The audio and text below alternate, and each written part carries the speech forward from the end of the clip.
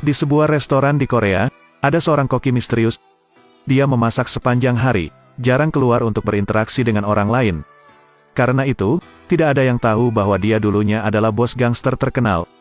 Dia dikagumi oleh semua orang. Karena mereka yang tidak tunduk semuanya akan mati. Setahun yang lalu, Geo Seok memasuki restoran ini. Dia berlumuran darah di seluruh. Dia baru saja melikuidasi guild saingan. Geo Seok juga terluka parah. Dia mendengar suara di dalam ruangan. Geo Seok membuka pintu dan mendapati pemilik toko telah bunuh diri. Melihat bosnya akan mati, Geo Seok buru-buru memotong talinya. Mengapa Anda ingin bunuh diri?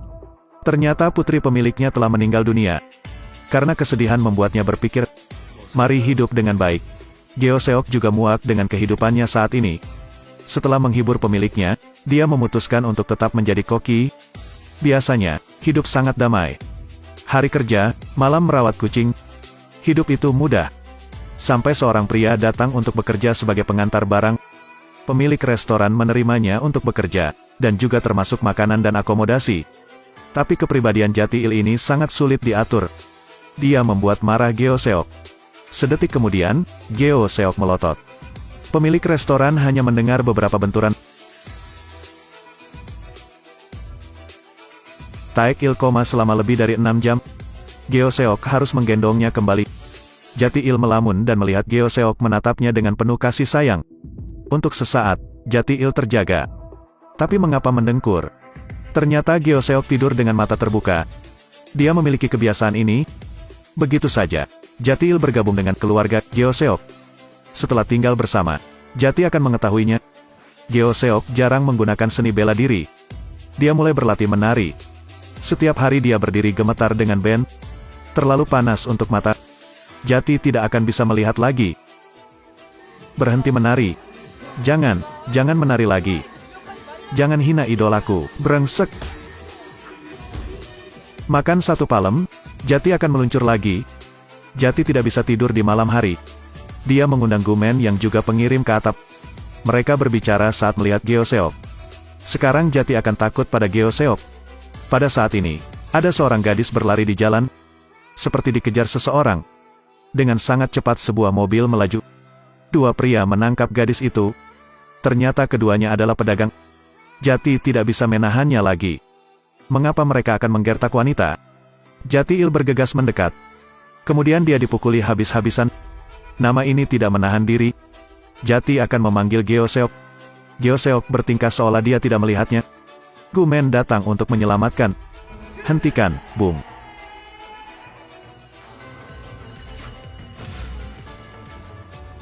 Orang ini terkejut. Apakah bangsamu sendiri begitu jahat?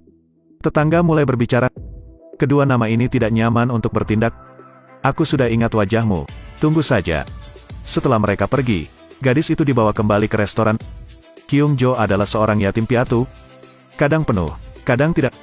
Sepatu juga hilang selama pelarian. Tapi Kyung Jo juga tidak menerima sedekah. Kyung Jo berjalan keluar dari restoran. Tiba-tiba sesuatu memukulnya. Jati akan melempar sepatunya ke Kyung Jo. Itu sepatu bekas. Tapi itulah yang paling dibutuhkan Kyung Jo saat ini. Kemudian Jati akan membalas dendam pada Geo Seok. Dia memarahi Geo Seok karena pengecut. Tapi Geo Seok akan terungkap. Itu lebih banyak masalah. Kemudian Jati akan pergi mengantarkan barang. Biasanya, dia hanya ceroboh, tetapi pekerjaannya tidak kalah dengan siapapun. Sebulan berlalu dengan sangat cepat. Jati akan mendapatkan jumlah gaji. Ini sangat berarti. Geo Seok tahu Taek-il kabur dari rumah, dan ibunya masih di rumah. Dia menyarankan Jati-il untuk pulang.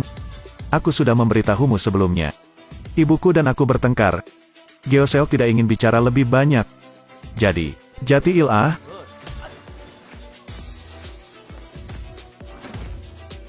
Melihat Geo Seok mendekatinya, Taek-il bergegas pulang di malam hari.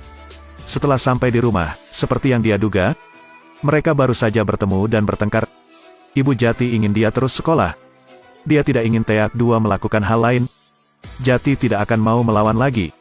Dia mengeluarkan gajinya dan melemparkannya ke atas meja lalu pergi. Jati tidak akan mau belajar. Dia ingin membuktikannya pada ibunya. El akan menggunakan cara lain untuk menghasilkan uang.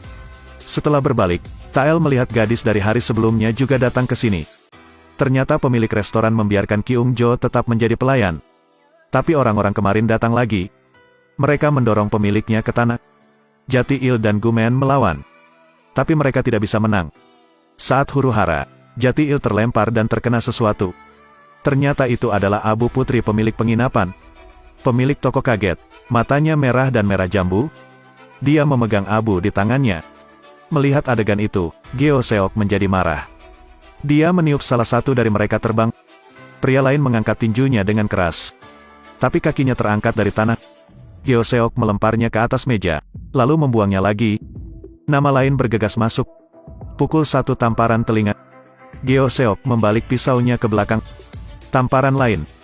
Saat ini, salah satu pria memecahkan pot bunga di kepalanya. Geo Seok menjadi semakin marah. Dia meninju pukulan. Kemudian pegang kepala orang lain dan tekan di atas meja. Tawarkan untuk makan hidangan spesial restoran, korek api. Lalu dia berkata sambil memukul. Gigimu akan tanggal dulu, kan? Atau akan meledak lebih dulu? Yang terakhir memegang pisau, menyentuh tubuh Geo Seok. Dia menarik perhatian. Abis. Perkelahian berakhir. Saat itu polisi tiba. Mereka diselidiki dan kemudian masuk penjara. Bagaimana dengan Geo Seok? Polisi sangat sopan kepadanya. Mereka bahkan membawa mereka kembali. Namun, Geo Seok tidak senang. Karena dia tahu dia telah diekspos. Setelah itu, dia tidak bisa tenang lagi. Pasti keesokan harinya, sekelompok orang berdiri di depan toko, apalagi mereka semua mengendarai mobil mewah. Jati akan melihat Geo Seok berbicara dengan seseorang. Orang ini adalah bawahan. Dia mengundang Geo Seok kembali. Dia bilang sejak Geo Seok menghilang, klan lain membunuh mereka. Dia juga berkata, "Bos, identitas Anda telah terungkap. Anda tidak akan datang mencari mereka, tetapi mereka akan datang untuk Anda. Itulah inti dari masyarakat kulit hitam. Karena itu, kamu harus menerima perintah. Pokoknya kamu harus bekerja sendiri." Malam itu, Geo Seok berpikir seharian dan akhirnya keluar dari toko. Dia masuk ke dalam mobil dan pergi. Orang-orang di bar semuanya kecewa. Kali ini keluarga Jati-il terjadi lagi. Ibu Jati-il ingin membuka restoran sushi tetapi tertipu untuk melakukan rentenir. Para preman itu akan segera pulang. Jati harus menelepon Geo Seok untuk meminta bantuan. Tapi kata Geo Seok, Anda bukan lagi anak-anak, Anda harus menyelesaikan masalah Anda sendiri. Geo Seok memasuki ruangan di bar karaoke. Bos dari dua negara bagian lainnya juga ada di sini.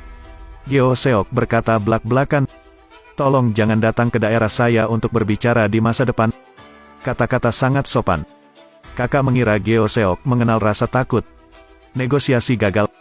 Geo Seok ingin pergi tapi diblokir. "Mau dengar aku menyanyikan sebuah lagu?" Para junior mendengar pertempuran dan berkumpul untuk menonton, tetapi tidak ada yang berani masuk. Di kamar 56 nama tergeletak di sekitar. Geo Seok meninju bos negara bagian lain. Dia menghela nafas saat berbicara. Berjuang lebih sulit daripada menggoreng makanan. Di sisi ini, masalah datang ke pintu Jati-il. Rentenir ingin mencuri uang terakhir ibu dan anak. Itulah gaji yang baru saja diberikan Jati kepada ibunya. Mereka mendorong Taek-il ke bawah dan kemudian menendang wajahnya. Tidak cukup uang. Besoknya kami datang lagi. Dia mengambil uang itu dan pergi. Ibu Jati-il yang biasanya sangat kalem tiba-tiba berdiri dan berjalan keluar. Mata pembunuh. Di masa mudanya, Ibu Taek-il adalah seorang pemain bola voli yang berkelas. Tidak agresif bukan berarti lemah. Ibu Jati-il berlari dan kemudian melepaskan telapak tangan seperti surga untuk menamparkan wajah preman itu. Pria itu pingsan di tempat. Dia mengambil uang hasil kerja keras putranya. "Bukankah aku sudah menyuruhmu pergi? Saya bilang saya akan membayar." Geo Seok sekarang sedang berjuang untuk keluar dari bar karaoke. Dia memegangi lukanya saat dia berjalan di jalan. Anak laki-laki datang untuk menjemputnya. "Bos, kenapa kamu datang ke sini?" Dia masih tidak tahu bahwa Geo Seok telah mengurus semuanya sendiri. Geo Seok terluka parah dan tidak kembali ke negara bagian tetapi pergi ke restoran. Dia mengenakan bajunya yang berdarah dan pergi ke dapur untuk memasak. Kata Geo Seok, "Aku orang seperti itu sekarang. Maksudku, sekarang aku hanya ingin menjadi koki." Dia juga membayar semua bantuan. Setelah makan semangkuk mie, mereka tidak akan berhubungan seks lagi. Yang benar-benar kuat akan memegang nasib mereka di telapak tangan mereka.